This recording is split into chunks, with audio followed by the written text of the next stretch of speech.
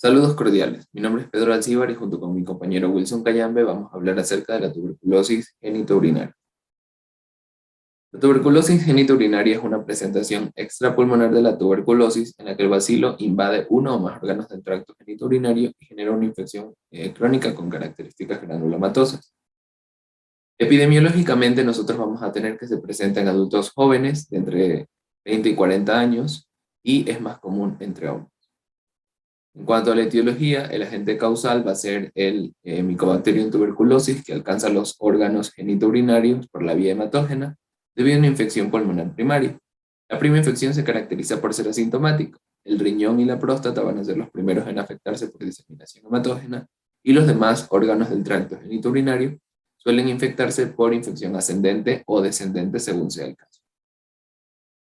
Respecto a la patogénesis, vamos a tener una diferenciación entre cada uno de los órganos del tracto genitourinario. Por ejemplo, a nivel renal, los bacilos llegan al riñón por vía hematógena. Generalmente, en las fases iniciales son aclarados por el tejido sano y podrían dejar pequeñas lesiones. Sin embargo, cuando la carga bacteriana es suficiente, estos bacilos se asientan y generan infección clínicamente significativa, sobre todo a nivel del parénquima. La tuberculosis renal, sin embargo, avanza con mucha lentitud y puede tomar de 15 a 20 años destruir un riñón en un paciente que tiene una buena resistencia a la infección, y la mayor parte del tiempo va a ser una infección subclínica. Luego de ello, la infección va a avanzar hacia la mucosa de los cálices, la pelvis y el uréter, y aquí lo que va a producir es una infiltración de la pared. Esta infiltración de la pared va a llevar a una estenosis y obstrucción que en las fases avanzadas lleva a una hidronefrosis. Conforme la enfermedad avanza, igual se presenta un rompimiento gaseoso del tejido, sobre todo a nivel del parénquima renal, por lo que la mayor parte del parénquima renal se verá reemplazado por un material con apariencia de queso, como podemos observar. Irritabilidad vesical en el caso de la vejiga va a desarrollarse como una manifestación clínica temprana de la enfermedad, mientras el material infectado baña la vejiga. A este nivel los tuberculomas se formarán más adelante conforme progrese la enfermedad y se presentan en el orificio de unión vésico-ureteral.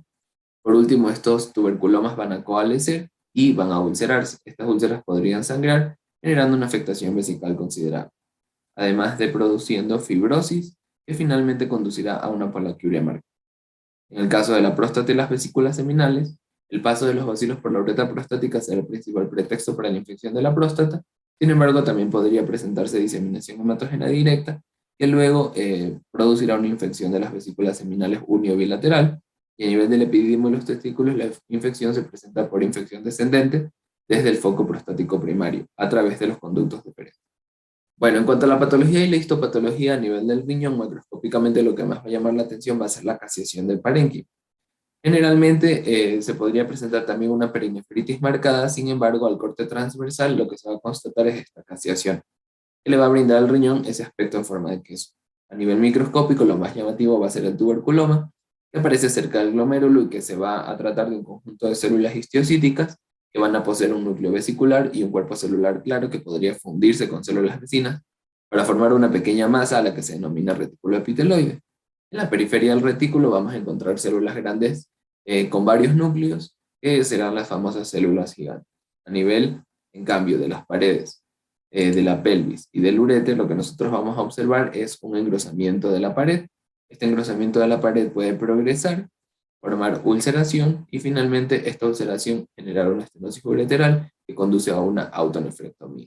A nivel microscópico, lo más llamativo van a ser depósitos de calcio, junto con cambios inflamatorios que serán similares a los que ya comentamos en el pared. En cuanto a la vejiga, nosotros vamos a observar que macroscópicamente en la fase inicial habrá una inflamación difusa sin cambios específicos y ya en las fases más avanzadas podríamos encontrar pequeños tuberculomas que serán visibles en la cistoscopía y que se presentarán como nódulos de color blanco o amarillo que estarán rodeados por un halo hiperémico. En el caso de la próstata de las vesículas seminales, se va a caracterizar por la presentación de nodulaciones, induración y fibrosis, así como áreas de necrosis. Hablando de las manifestaciones clínicas, nosotros podríamos diferenciar síntomas de cada parte del tracto genitourinario, pero debemos considerar que un paciente que se presente con cistitis crónica, que no responde al tratamiento, que tenga piuria estéril, que tenga epididimitis sin dolor, o un seno escrotal que drena de forma crónica, al igual que induraciones o nodulaciones a nivel prostático de las vesículas seminales, es un paciente en el que deberíamos tratar de descartar la tuberculosis genitourinaria. Como les comenté, a nivel renal, generalmente se podría presentar un dolor sordo en la fosa renal, Y el dolor cólico sobre todo se podría presentar cuando existe el paso de coágulos de sangre, cálculos secundarios o una masa de desecho. A nivel vesical, de ardor, colaquiuria y nicturia. En las etapas más tardías de la enfermedad, la irritabilidad suele ser mucho más extrema, y en el caso de que se presente ulceración, también podríamos observar que el paciente se queja de dolor suprapúbico. En cuanto a los componentes del aparato reproductor, lo que vamos a tener es que, por ejemplo, la próstata suele ser asintomática y únicamente presentar las nodulaciones o induraciones que ya hemos comentado, y en cambio la epididimitis tuberculosa va a ser la manifestación clínica más llamativa, sobre todo porque se va a presentar una inflamación del epididimo indolora o que podría presentar algún tipo de dolor leve. En cuanto a los signos, a nivel renal, muy pocos pacientes van a debutar con una masa palpable no dolorosa, pero podría darse el caso. A nivel vesical, el signo clínico llamativo va a ser la hematuria, y en el caso de los órganos genitales externos, con el epididimo engrosado y un seno que drene a nivel escrotal de forma crónica. Igual el conducto deferente podría presentar este signo de cuentas de Rosario. Y en cuanto a la próstata y vesículas seminales, lo que vamos a observar es la induración y las nodulaciones.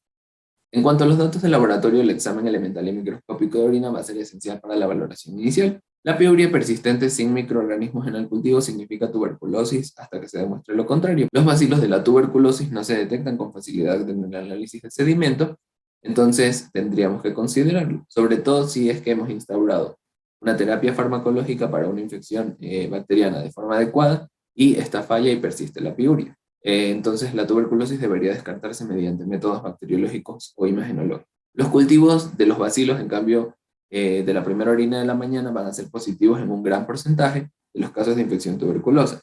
Si es positiva, tendríamos que indicar pruebas de sensibilidad, y en caso de que sea negativa pero persista una fuerte evidencia de una infección tuberculosa, tendríamos que hacer una nueva repetición. Lo que se recomienda es tomar de 3 a 5 muestras de la primera orina de la mañana. En cuanto a los datos radiográficos, podemos utilizar una radiografía simple de abdomen en donde podemos encontrar hipertrofia del riñón. Si es que encontramos calcificación punteada, esto nos puede hacer pensar en tuberculosis. Además, podemos encontrar calcificaciones del uréter, pero esto no suele ser tan común. Ahora, también debemos ayudarnos con el contraste, por lo tanto, una urografía de excreción es lo ideal, en donde podemos observar típicamente un aspecto apolillado de los cálices o literación de uno o más cálices, dilatación de los cálices debida a una estenosis ureteral por fibrosis. En esta imagen de la derecha podemos observar una urografía excretora que va a mostrar los cálices en este patrón apolillado en los polos renales superiores, además de calcificaciones en los cálices superiores. También se puede encontrar de forma típica en cavidades del absceso que conectan con los cálices, estenosis ureteral con dilatación secundaria y ausencia de función, incluso llegando a la destrucción renal. En la imagen de la derecha podemos observar este mismo estudio con los cálices ulcerados y dilatados en la parte izquierda. Podemos utilizar una ecografía y una tomografía, en donde vamos a observar calcificaciones renales, contracciones y cicatrices renales. También podemos observar una estenosis ureteral y de los cálices también. Recordemos que la tomografía puede ser utilizada con contraste o sin contraste, y que la ecografía suele ser un método más seguro y mucho más accesible. En esta imagen de la derecha podemos observar una tomografía con contraste en donde se observa la tuberculosis en el riñón izquierdo con calcificación, con una mala perfusión y con inflamación. En esta siguiente imagen podemos observar una tomografía sin contraste en donde podemos ver dilatación calicial, la pérdida del parénquima y también calcificaciones. En esta ecografía podemos observar estas calcificaciones con dilatación del sistema colector. En cuanto a la exploración cistoscópica, nos puede ayudar a valorar la extensión de la enfermedad. Podemos revelar también tubérculos o úlceras típicas, además que nos puede ayudar a revelar también reflujo ureteral. También podemos observar si es que existe contractura de la vejiga. En el diagnóstico diferencial tenemos algunas patologías, entre estas la cistitis crónica no específica, una pielonefritis, una epididimitis, ya sea aguda o crónica no especificada, y papilitis necrotizante y una gran imitadora como la esquistosomiasis. Ahora, entre las complicaciones tenemos diferentes tuberculosis. Entonces en la renal podemos observar un absceso perinefrótico. En la ureteral podemos observar una hidronefrosis por cicatrización. En la vesical puede ser causante de una atrofia hidronefrótica, y en la genital, si es que es bilateral, puede ser causante de esterilidad. En cuanto al tratamiento, se recomienda dar estos fármacos como la isoniazida, rifampicina, etambutol, estreptomicina y la piracinamida, en estas dosis que observamos en pantalla. Se recomienda que los 3 fármacos que están marcados se den por un periodo de 2 a 3 meses de forma diaria. Luego se termina este esquema y utilizamos los 2 primeros fármacos por una duración de 3 meses, dando 2 a 3 veces por semana. Si es que existe resistencia a algún medicamento de estos en pantalla, podemos utilizar los otros 2 como alternativa.